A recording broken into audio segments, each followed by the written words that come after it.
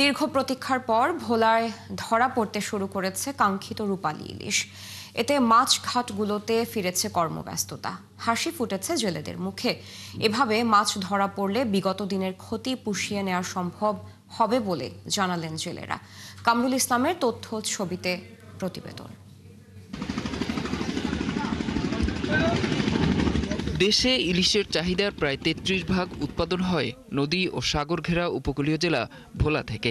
কিন্তু ইলিশের ভরা মৌসুম শুরুর পর থেকে অক্টোবরে মা ইলিশ রক্ষায় ২২ দিনের নিষেধাজ্ঞার আগ পর্যন্ত ভোলার জেলেদের জালে ইলিশের দেখা মেলেনি।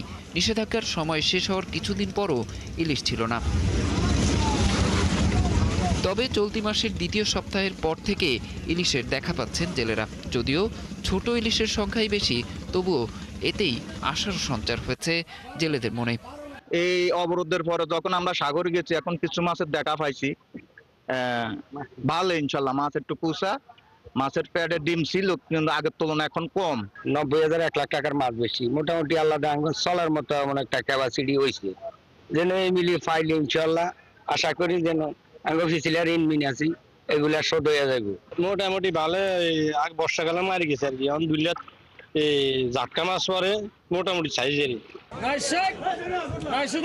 এদিকে ইলিশ সহ অন্যান্য মাছের আনাগোনা বেড়ে যাওয়ায় সরগরম হয়ে উঠেছে আড়তগুলো। কয়েকদিনের নীরবতা কাটিয়ে মাছঘাটগুলোতে বেড়েছে কর্মব্যস্ততা। বড় মাছটা এককালে ইদারিং কম। বড় মাছটা কম বলতে মনে করেন এই যে বড় মাছটা মানে সীমিত দিকে মানে দামটা একটু রেট বেশি। মেঘনা নদীতে ইলিশ মাছটা সংখ্যা খুবই কম।